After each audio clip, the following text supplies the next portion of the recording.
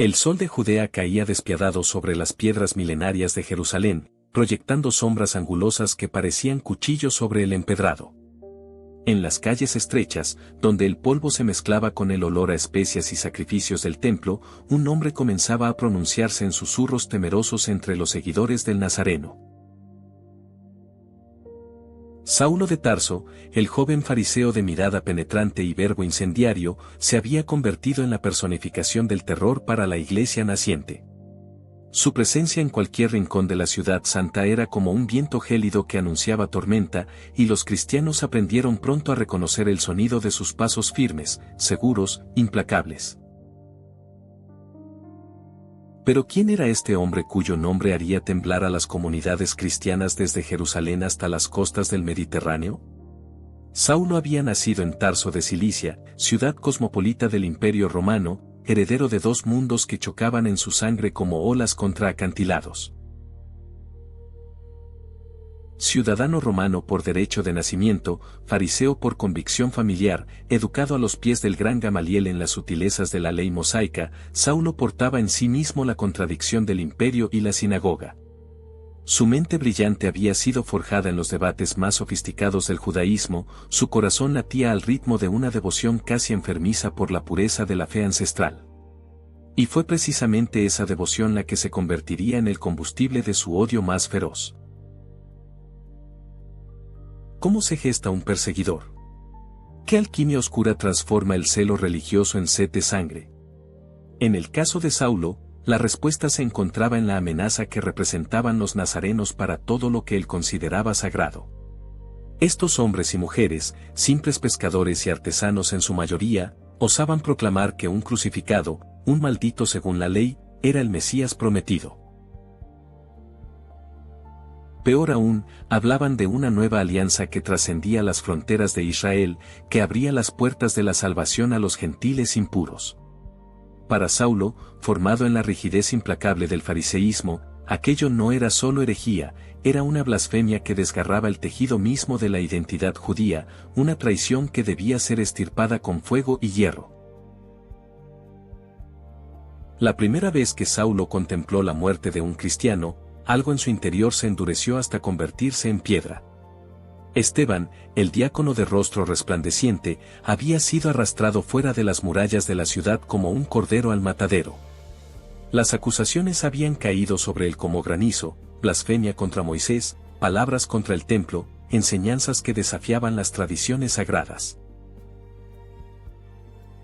Saulo, entonces un joven de poco más de 20 años, había permanecido a cierta distancia, custodiando los mantos de aquellos que ejecutaban la sentencia. Piedra tras piedra había caído sobre el cuerpo de Esteban, y con cada impacto, con cada grito ahogado del mártir, Saulo sentía que la justicia divina se cumplía. Pero había algo más, algo que él mismo no se atrevía a nombrar, una fascinación oscura, un placer terrible en ver cómo la herejía era aplastada bajo el peso de la ley.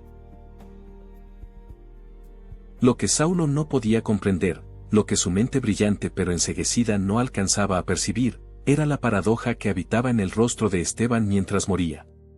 ¿Por qué aquel hombre, destrozado bajo las piedras, miraba al cielo con expresión de júbilo? ¿Por qué sus últimas palabras no fueron de maldición sino de perdón? Señor, no les tomes en cuenta este pecado, había dicho el mártir antes de exhalar su último aliento. Aquellas palabras deberían haber sido imposibles, contrarias a toda lógica humana. Pero Saulo las ahogó en lo más profundo de su consciencia, las enterró bajo capas y capas de certeza fanática. No podía permitirse dudar, no cuando acababa de descubrir su verdadera vocación: ser el brazo ejecutor de la ortodoxia, el guardián implacable de la fe de sus padres. Desde ese día, Saulo se transformó en una tormenta de destrucción. Casa por casa, calle por calle, arrastraba a hombres y mujeres a las prisiones. No importaba que fueran ancianos temblorosos o madres con niños en brazos, no importaba que suplicaran o se defendieran. Para Saulo, cada cristiano arrestado era una victoria contra la herejía, cada familia destrozada era un sacrificio necesario en el altar de la pureza doctrinal. Los gritos de los niños separados de sus padres, las lágrimas de las esposas viendo a sus esposos encadenados, todo eso resonaba en sus oídos como música celestial. O así se lo repetía a sí mismo en las noches, cuando el sueño tardaba en llegar y las sombras de su habitación parecían poblarse de rostros acusadores. Pero la cacería en Jerusalén no era suficiente. Como el fuego que no se sacia con la primera rama que devora, el celo de Saulo exigía territorios más amplios, presas más abundantes. Había llegado a sus oídos que comunidades cristianas florecían en Damasco, la antigua ciudad siria que yacía a más de 200 kilómetros al norte. Allí, en las sinagogas de aquella urbe cosmopolita, los nazarenos predicaban abiertamente, convirtiendo a judíos piadosos, manchando con su herejía la pureza de la diáspora. Aquello era intolerable. Saulo acudió entonces al sumo sacerdote, solicitando cartas de autorización que le permitieran extender su cruzada más allá de las fronteras de Judea. Quería poder para arrestar, para encadenar, para llevar de vuelta a Jerusalén a todo aquel que invocara el nombre del crucificado. Las cartas fueron concedidas. El sumo sacerdote, compartiendo el mismo horror ante la expansión del cristianismo, selló los documentos con su propia autoridad. Saulo las tomó entre sus manos como quien recibe una espada sagrada, sintiendo el peso de la misión divina que creía cumplir. Se preparó entonces para el viaje, reunió compañeros igualmente celosos, organizó provisiones para la travesía por el desierto. En su mente ya se dibujaba el triunfo, las calles de Damasco purgadas de herejía, las sinagogas restauradas a su pureza original, su propio nombre inscrito en la historia como el defensor más férreo de la ley. Qué irónico que aquel hombre, respirando aún amenazas y muerte contra los discípulos del Señor, estuviera a punto de emprender el viaje más trascendental de su existencia, el viaje que no lo llevaría a Damasco como perseguidor, sino que lo arrastraría ante el trono mismo de aquel a quien perseguía. Mientras Saulo ultimaba los preparativos, en su corazón no habitaba ni una sombra de duda. Estaba convencido, absoluta e irrevocablemente convencido, de que su causa era justa, de que Dios mismo guiaba sus pasos. ¿Cómo podía siquiera imaginar que la certeza más férrea puede ser el velo más grueso que nos separa de la verdad? ¿Cómo podía sospechar que su fanatismo no era devoción sino ceguera, que su celo no era santidad sino idolatría de sí mismo disfrazada de ortodoxia? El perseguidor estaba a punto de cabalgar hacia su propio juicio, hacia el encuentro que convertiría toda su vida anterior en cenizas. Pero eso, todavía no lo sabía. Todavía creía que el fuego que ardía en su pecho era divino, cuando en realidad era solo el último resplandor de un alma que estaba a punto de ser consumida por una luz infinitamente más poderosa. El camino serpenteaba como una cicatriz pálida a través del paisaje sirio, ascendiendo y descendiendo entre colinas áridas donde solo los arbustos más resistentes osaban echar raíces. Saulo y sus compañeros llevaban ya varios días de travesía desde Jerusalén, y el sol del mediodía caía sobre ellos con la furia de un martillo divino que golpeaba el yunque del desierto. El polvo se adhería a sus túnicas, se mezclaba con el sudor de sus rostros, penetraba en sus gargantas con cada respiración. Era el tipo de calor que hace temblar el horizonte, que convierte el aire en un líquido denso y sofocante, que parece distorsionar no solo la vista sino la propia realidad. Pero Saulo cabalgaba con la determinación de quien porta una misión sagrada, sus ojos fijos en el camino, su mente ya anticipando el triunfo que le aguardaba en Damasco.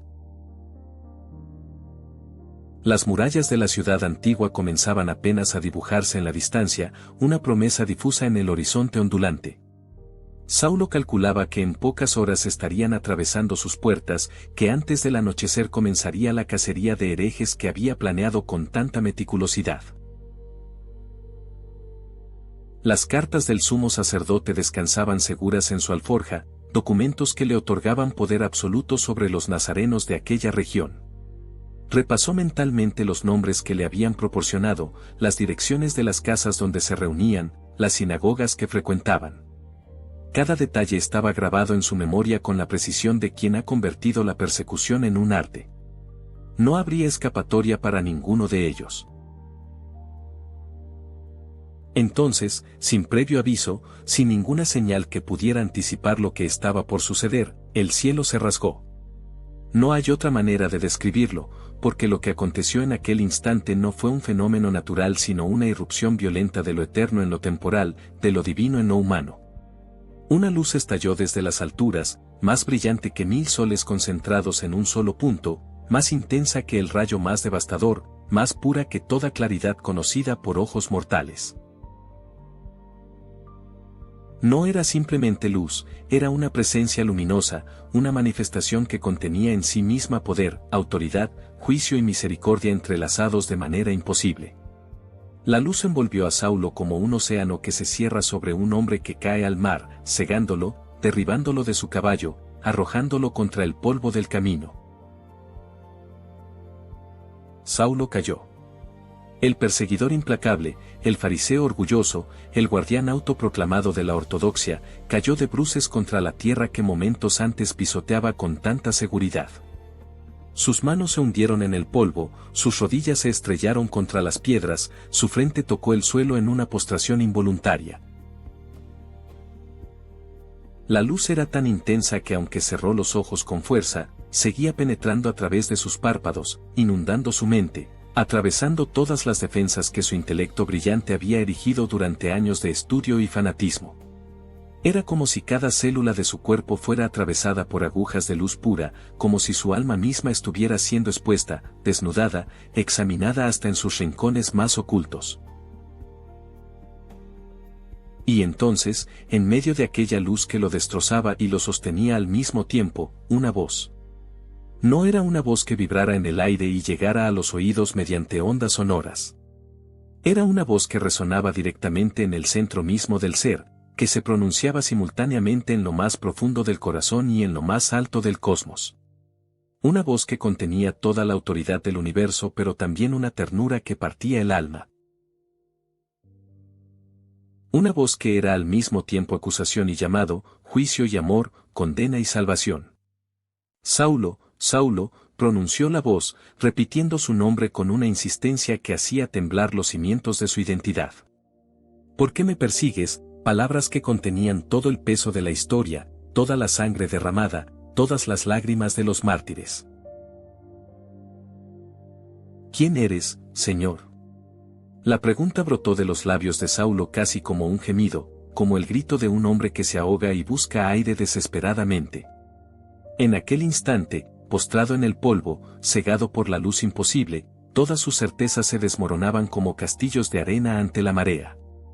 El mundo que conocía, el universo que había construido con tanta seguridad sobre los pilares de la ley y la tradición, se revelaba de pronto como una ilusión frágil. Algo en lo más profundo de su ser ya conocía la respuesta, algo que él había estado sofocando desde el día en que vio morir a Esteban, desde que contempló la paz inexplicable en el rostro de aquellos a quienes enviaba a la muerte. Pero necesitaba escucharla, necesitaba que aquella voz lo dijera con claridad meridiana. Yo soy Jesús, a quien tú persigues. Las palabras cayeron sobre Saulo con más peso que todas las piedras que alguna vez se lanzaron contra los cristianos. Jesús, el crucificado, el que él consideraba un impostor blasfemo, el que según la ley era maldito por Dios al colgar de un madero. Jesús, el Nazareno al que había combatido con cada fibra de su ser, estaba vivo, glorioso, envuelto en una luz que hacía palidecer al sol mismo. Pero había algo más en aquellas palabras, algo que destrozaba a Saulo de manera aún más profunda, a quien tú persigues. No dijo a cuyos seguidores persigues, no estableció una distancia entre él y los nazarenos. Lo que Saulo había hecho a los más pequeños de sus hermanos, se lo había hecho a él directamente.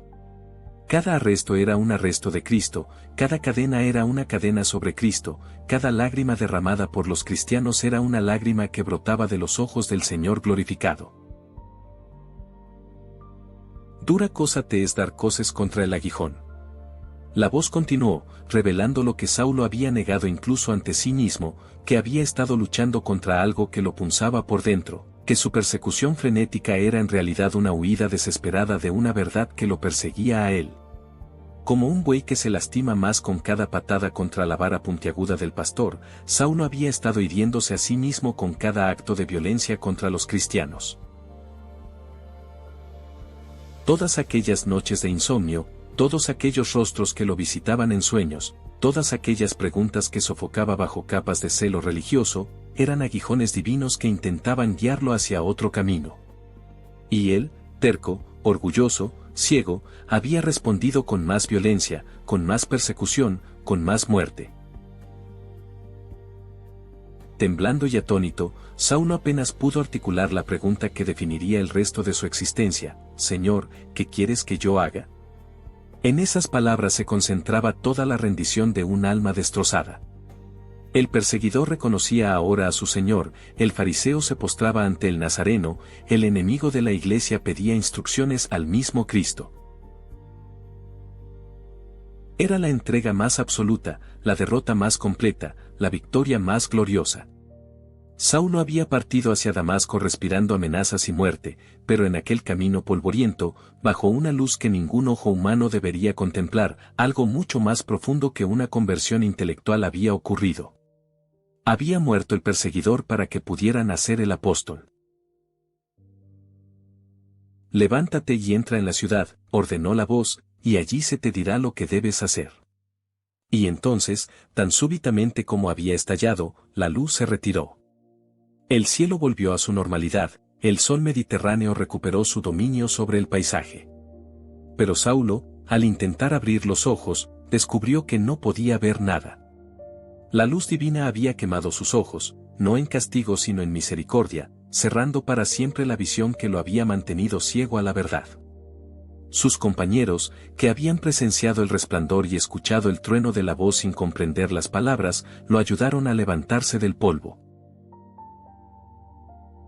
Tomándolo de la mano como a un niño, comenzaron a guiarlo hacia las murallas de Damasco. El que había partido como cazador entraba ahora como presa, el que venía a encadenar necesitaba ahora ser guiado, el que portaba cartas de muerte acababa de recibir la sentencia de vida eterna. Y mientras sus pies avanzaban torpemente por el camino, guiado por manos ajenas, Saulo comenzaba a comprender que todo lo que creía saber no era más que ignorancia, que toda su sabiduría no era más que necedad, y que la luz que acababa de cegarlo era la única que podía hacerle ver de verdad.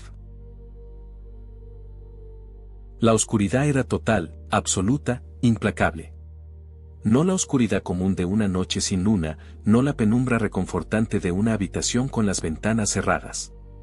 Era una negrura que parecía tener peso, sustancia, que se adhería a la conciencia de Saulo como una mortaja húmeda. Postrado en una casa de la calle llamada La Derecha, en el corazón de Damasco, el otrora orgulloso fariseo yacía inmóvil sobre una estera, los ojos abiertos pero inútiles, mirando hacia un vacío que parecía reflejar el abismo que se había abierto en su alma. 3 días llevaba así, 3 días que se extendían como siglos, 3 días que marcaban el descenso más profundo que un hombre puede experimentar sin dejar de respirar. Ni comía ni bebía. El ayuno no era una decisión consciente, no era un acto de penitencia calculada. Era simplemente que nada en su cuerpo respondía ya a los impulsos normales de la supervivencia. ¿Cómo podía pensar en alimento cuando todo su universo había sido devorado por aquella luz en el camino? ¿Cómo podía desear agua cuando su garganta estaba cerrada por un nudo de horror y asombro que ningún líquido podría disolver? Los anfitriones de la casa, desconcertados ante aquel huésped que había llegado ciego y mudo de estupor, le acercaban pan y vino que quedaban intactos junto a su lecho. Saulo permanecía inmóvil, apenas respirando, como un hombre que ha sido enterrado vivo y aguarda sin saber si espera la muerte o la resurrección. Pero en aquellas tinieblas exteriores se libraba una batalla interior de proporciones cósmicas. Todo lo que Saulo había construido durante 33 años de existencia se desmoronaba como un templo sacudido por un terremoto. Cada certeza en la que había basado su identidad se revelaba ahora como arena movediza, cada pilar de su orgullo se convertía en polvo. El fariseo que había estudiado la ley desde niño, que había memorizado cada jota y tilde de las escrituras, que había debatido con los mejores rabinos de su generación, descubría ahora que no había comprendido nada. Peor aún, descubría que su conocimiento, lejos de acercarlo a Dios, lo había convertido en enemigo del Altísimo. ¿Puede haber agonía mayor que la de reconocer que has estado combatiendo contra aquel que creía servir? Las imágenes venían en oleadas, implacables como mareas. Esteban, el primer mártir, cayendo bajo las piedras mientras su rostro brillaba con una paz sobrenatural. Las mujeres cristianas arrancadas de sus hogares, sus gritos resonando en las calles de Jerusalén. Los niños llorando mientras sus padres eran encadenados y arrastrados a las mazmorras. Los ancianos rogando misericordia que nunca llegaba. Cada rostro que Saulo había ignorado, cada súplica que había desechado, cada lágrima que había provocado, todo desfilaba ahora ante su conciencia ciega con una claridad más nítida que cualquier visión física. Y detrás de cada rostro, superpuesta como una imagen fantasmal, la mirada de Cristo. Yo soy Jesús, a quien tú persigues. Cada golpe había sido contra él, cada cadena había aprisionado sus muñecas, cada insulto había escupido su rostro. ¿Cómo había podido estar tan equivocado? La pregunta se repetía una y otra vez en la mente de Saulo como un martillo golpeando un yunque. Él, que se preciaba de su inteligencia, de su formación impecable, de su celo por Dios. Él, que había estudiado bajo Gamaliel, que conocía las profecías, que dominaba las sutilezas de la interpretación rabínica. ¿Cómo no había visto lo que era tan evidente? Las profecías de Isaías sobre el siervo sufriente cobraban ahora un significado devastador, despreciado y desechado entre los hombres, varón de dolores, experimentado en quebranto. Era Jesús, siempre había sido Jesús. El Mesías no había venido como conquistador triunfante sino como cordero inmolado, y Saulo, ciego en su arrogancia, había ayudado a perseguir a quienes lo reconocieron. Pero había algo más en aquellas tinieblas, algo que comenzaba a germinar lentamente entre el horror y el remordimiento. Una extraña paz, inexplicable dadas las circunstancias, empezaba a filtrarse a través de las grietas de su alma destrozada. Era como si, al tocar fondo en el abismo de su propia miseria, Saulo hubiera encontrado allí una mano tendida. La voz que lo había derribado no lo había condenado, había preguntado. La luz que lo había cegado no lo había aniquilado, lo había envuelto. Cristo, a quien él había perseguido con saña, no había respondido con venganza sino con un llamado. ¿Qué quieres que yo haga? Esa pregunta que había brotado de sus labios en el camino resonaba ahora con un significado más profundo, era una oferta de rendición que había sido aceptada, una súplica de misericordia que no había sido rechazada. En la oscuridad de aquella habitación, Saulo oraba. Pero no eran las oraciones formales y estructuradas del fariseísmo, no eran las recitaciones pulidas de salmos y bendiciones que había pronunciado toda su vida. Eran gemidos inarticulados, suspiros que brotaban desde lo más hondo de su ser, palabras entrecortadas que apenas formaban sentido. Era el llanto de un hombre que ha matado su antigua identidad y aún no sabe quién será cuando nazca de nuevo. Era el duelo de quien ha perdido todo lo que consideraba valioso y comienza a entrever que lo que gana es infinitamente más precioso. Era el parto doloroso de una nueva criatura, y como todo nacimiento verdadero, estaba bañado en sangre, lágrimas y misterio. Los habitantes de Damasco que pasaban frente a aquella casa en la calle derecha no podían imaginar el drama que se desarrollaba en su interior. Veían solo una vivienda común, escuchaban quizás rumores sobre un fariseo que había llegado ciego desde Jerusalén. Pero dentro, en aquella habitación sumida en tinieblas, se gestaba uno de los momentos más cruciales de la historia humana.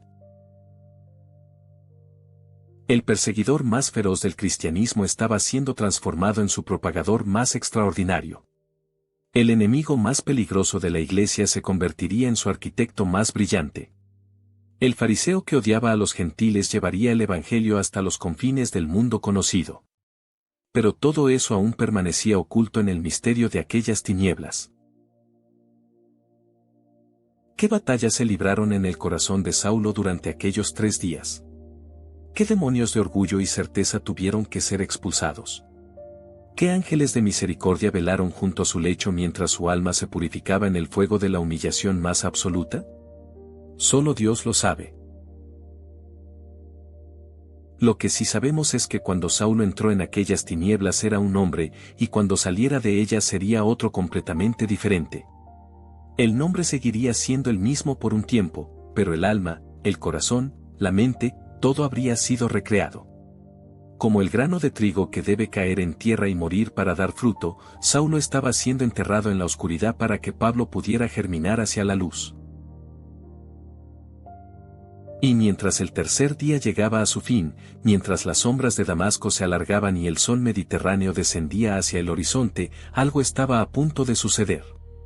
A pocas calles de distancia, un discípulo llamado Ananías estaba recibiendo una visión que lo llenaría de terror y asombro.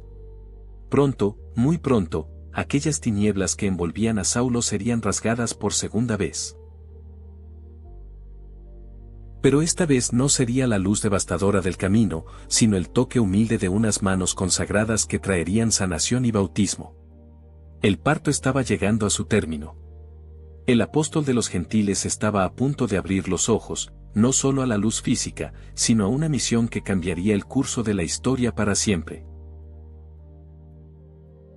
En otra parte de Damasco, mientras Saulo yacía sumido en sus tinieblas purificadoras, un hombre común vivía su vida ordinaria sin sospechar que estaba a punto de convertirse en protagonista de uno de los episodios más extraordinarios del cristianismo primitivo. Ananías era su nombre, un discípulo sencillo, uno de tantos que componían la comunidad cristiana de aquella ciudad antigua. No era apóstol ni profeta reconocido, no había caminado junto a Jesús durante su ministerio terrenal, no poseía dones espectaculares que lo distinguieran de sus hermanos en la fe. Era simplemente un hombre piadoso, observante de la ley, respetado en la comunidad tanto judía como cristiana, alguien que vivía su fe en la quietud de lo cotidiano. Pero Dios, que tantas veces elige lo débil para confundir a lo fuerte, estaba a punto de llamarlo para una misión que haría temblar sus rodillas. La visión llegó con la claridad meridiana que caracteriza las comunicaciones divinas auténticas. No fue un sueño nebuloso ni una intuición vaga, sino una experiencia tan real que Ananías respondió como quien conversa con alguien presente en la habitación: «Heme aquí, Señor». Y la voz, la misma voz que había derribado a Saulo en el camino, le dio instrucciones precisas: «Levántate y ve a la calle que se llama derecha, y busca en casa de Judas a uno llamado Saulo de Tarso. Allí está orando, y ha visto en visión a un varón llamado Ananías que entra y le impone las manos para que recobre la vista». Las palabras eran simples, directas, inequívocas. Pero al escuchar el nombre de Saulo, el corazón de Ananías debió saltar en su pecho como un pájaro asustado. Saulo de Tarso. Ese nombre se había convertido en sinónimo de terror para los cristianos de toda la región. Los rumores habían llegado a Damasco mucho antes que el perseguidor mismo: historias de familias destrozadas, de arrestos violentos, de la participación de Saulo en el martirio de Esteban, de su determinación fanática de exterminar la herejía nazarena. Los cristianos damascenos sabían que Saulo venía en camino portando cartas del sumo sacerdote, armado con autoridad para encadenar y llevar a Jerusalén a cualquiera que invocara el nombre de Jesús. Algunos habían considerado huir, otros se habían escondido, todos habían orado pidiendo protección. Y ahora, en el colmo de la ironía divina, Dios le pedía a Ananías que fuera directamente hacia las fauces del lobo. La objeción brotó natural, humana, comprensible: «Señor, he oído de muchos acerca de este hombre, cuántos males ha hecho a tus santos en Jerusalén. Y aquí tiene autoridad de los principales sacerdotes para prender a todos los que invocan tu nombre». No era cobardía lo que hablaba por labios de Ananías, era el sentido común más elemental. Ir hacia Saulo parecía un suicidio, una locura, un acto de imprudencia temeraria. ¿Cómo podía Dios pedirle que se entregara voluntariamente al verdugo? ¿Acaso no era su deber preservar su vida para seguir sirviendo a la comunidad? Las preguntas se agolpaban en su mente como olas contra un acantilado, cada una con su propia lógica aparentemente irrefutable. Pero la respuesta divina desbarató toda lógica humana. Porque instrumento escogido me es este para llevar mi nombre en presencia de los gentiles, de reyes y de los hijos de Israel. Porque yo le mostraré cuánto le es necesario padecer por mi nombre. Las palabras debieron caer sobre Ananías con el peso de una revelación que desafiaba toda comprensión. El perseguidor se convertiría en instrumento, el enemigo en apóstol, el destructor en constructor. Dios estaba reescribiendo la historia con una audacia que solo la omnipotencia puede permitirse. Y Ananías, atrapado entre el terror humano y la obediencia divina, tuvo que tomar una decisión que definiría no solo su destino sino el de millones que vendrían después. Se levantó. Ese simple acto físico era en realidad un acto de fe monumental, una rendición de la voluntad propia ante el plan incomprensible de Dios. Ananías caminó por las calles de Damasco con pasos que debieron sentirse más pesados que plomo, cada uno un acto de confianza que desafiaba todos los instintos de supervivencia. La calle derecha se extendía ante él como un corredor hacia lo desconocido, y cada puerta que pasaba podría haber sido una tentación de dar media vuelta. Pero continuó, paso tras paso, obedeciendo una orden que trascendía toda prudencia humana.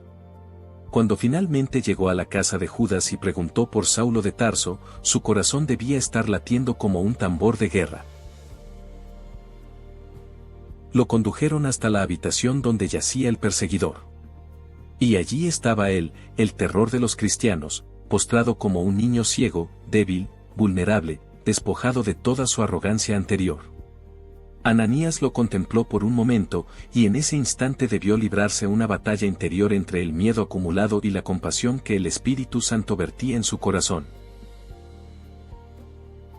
Vio no al fariseo orgulloso sino al alma destrozada, no al perseguidor implacable sino al hombre que había sido derribado por la misericordia divina. Y entonces, en un gesto que resume todo el evangelio de la reconciliación, Ananías extendió sus manos y las posó sobre la cabeza de Saulo.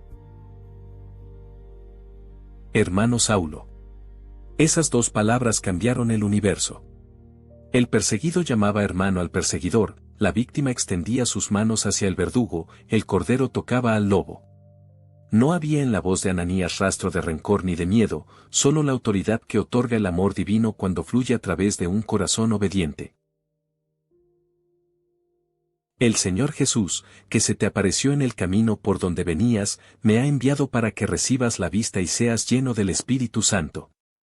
Las palabras eran simples pero contenían todo el misterio de la gracia. Jesús, el perseguido, enviaba sanación al perseguidor a través de las manos de los perseguidos. Era el círculo perfecto de la misericordia cerrándose sobre sí mismo. Y entonces sucedió el milagro. De los ojos de Saulo cayeron algo como escamas, y al instante recobró la vista.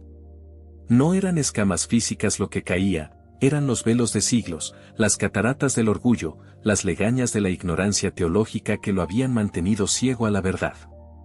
Al abrir los ojos, Saulo no solo vio la luz del día sino también el rostro de Ananías, el hermano que había arriesgado su vida para obedecerle a Dios.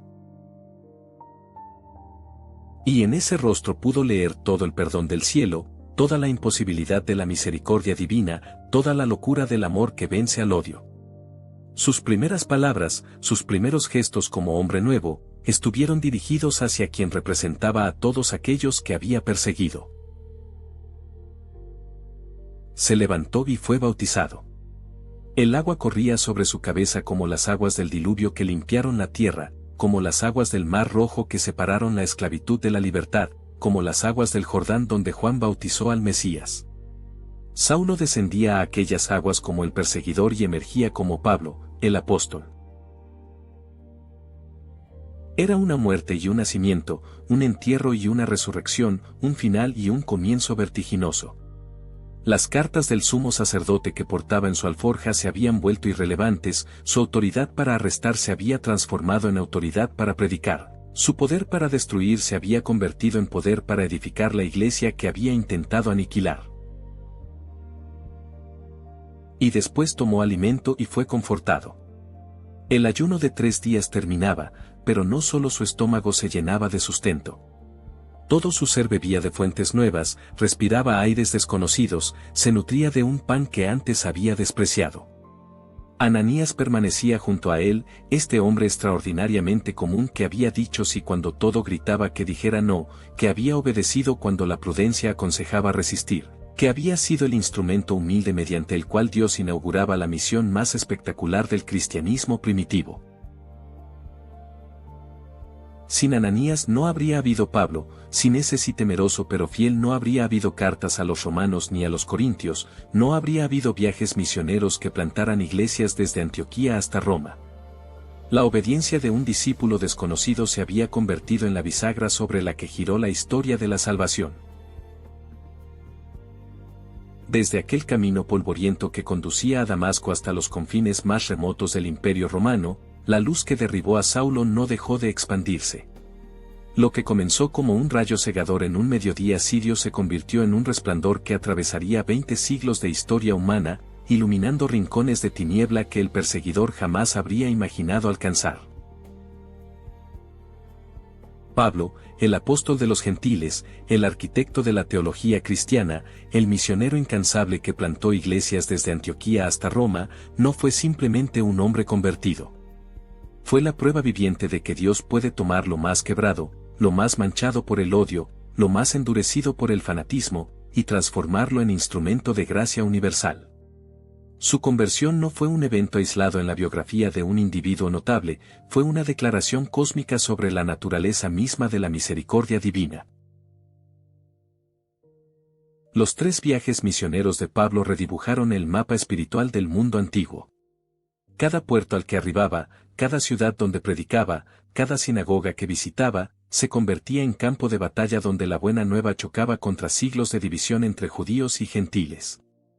En Filipos fundó la primera iglesia europea mientras cantaba himnos encadenado en una prisión. En Atenas debatió con los filósofos del Areópago, traduciendo el mensaje del Evangelio al lenguaje de la razón helénica. En Efeso enfrentó el tumulto de los plateros que veían peligrar su negocio de ídolos. En Corinto plantó una comunidad que sería modelo de los desafíos y triunfos del cristianismo primitivo. Cada paso que daba, cada palabra que pronunciaba, llevaba consigo el eco de aquella voz que lo había derribado: Saulo, Saulo, ¿por qué me persigues? Pero fue con su pluma que Pablo realizó su contribución más duradera a la iglesia.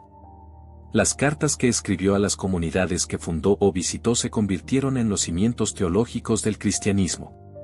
Romanos, con su exposición magistral sobre la justificación por la fe, desmantelaba siglos de legalismo para revelar el corazón del Evangelio. Corintios enfrentaba los problemas prácticos de comunidades reales con una sabiduría que sigue siendo relevante hoy. Gálatas defendía la libertad cristiana contra los que querían imponer el yugo de la ley sobre los gentiles convertidos. Efesios pintaba la visión más elevada de la Iglesia como cuerpo de Cristo, misterio escondido desde los siglos y revelado ahora en toda su gloria. Cada epístola era una ventana al corazón transformado del perseguidor convertido en pastor. Lo que hace único el testimonio de Pablo es precisamente su pasado oscuro. No fue un discípulo que siguió a Jesús desde el principio, no fue un hombre piadoso que buscaba la verdad con corazón sincero. Fue un enemigo activo, un perseguidor violento, alguien cuyas manos estaban manchadas con la sangre de los mártires. Y precisamente por eso su conversión resuena con poder a través de los siglos. Si Dios pudo transformar a Saulo de Tarso, entonces ningún corazón está demasiado endurecido, ningún pasado demasiado oscuro, ningún pecado demasiado grave como para quedar fuera del alcance de la gracia. Esta verdad radical se convirtió en el mensaje central de Pablo: Cristo Jesús vino al mundo para salvar a los pecadores, de los cuales yo soy el primero. El sufrimiento que Pablo padeció después de su conversión fue la contrapartida profética de la violencia que había infligido antes. 5 veces recibió de los judíos 40 azotes menos 1. 3 veces fue azotado con varas, una vez apedreado hasta quedar por muerto. 3 veces naufragó, pasando una noche y un día en alta mar. Estuvo en peligros constantes, de ríos, de ladrones, de los de su propia nación, de los gentiles. Experimentó trabajos, fatigas, vigilias, hambre, sed, frío, desnudez. Cada cicatriz en su cuerpo era un testimonio visible de la profecía que Dios había dado a Ananías: yo le mostraré cuánto le es necesario padecer por mi nombre.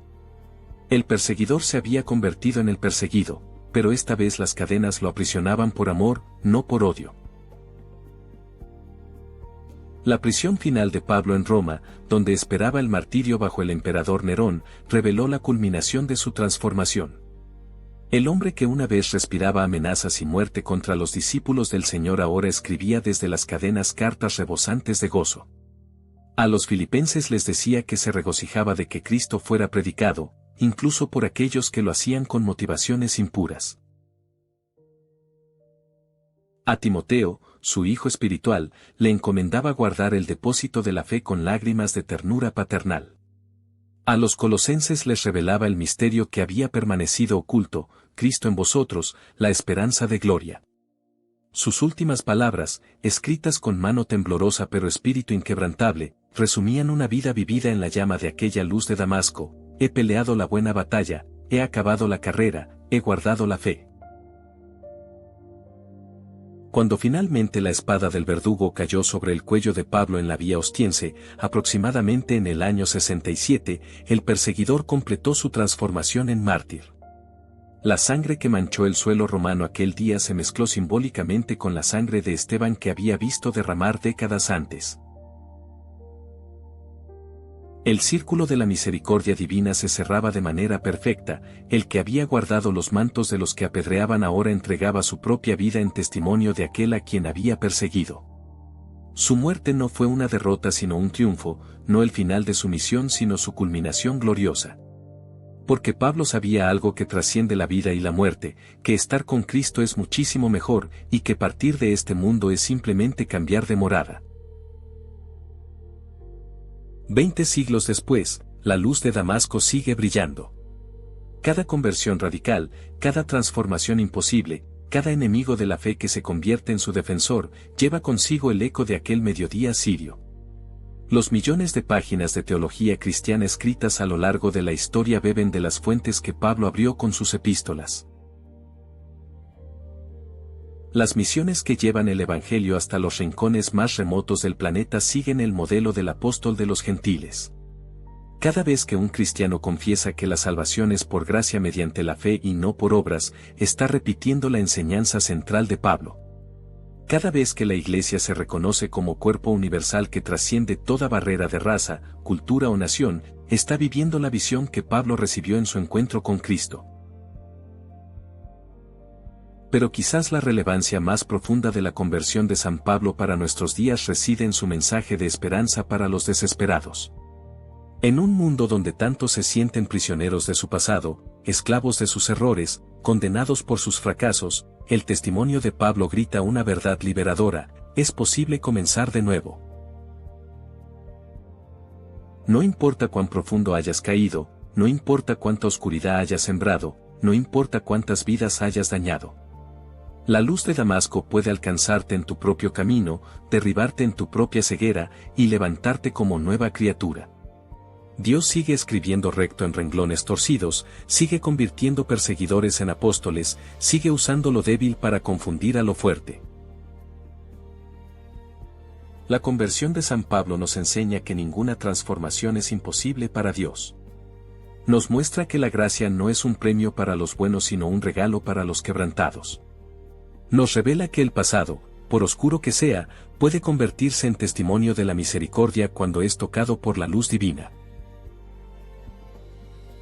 Y nos promete que el mismo Cristo que se apareció a Saulo en el camino a Damasco sigue apareciendo hoy, de 1000 maneras diferentes, a todos aquellos que, como él, caminan ciegos hacia su propia conversión sin saberlo. El rayo de luz que cambió el destino de la humanidad no fue un evento único e irrepetible, fue la primera manifestación de una gracia que seguiría derribando, cegando, sanando y transformando corazones hasta el fin de los tiempos.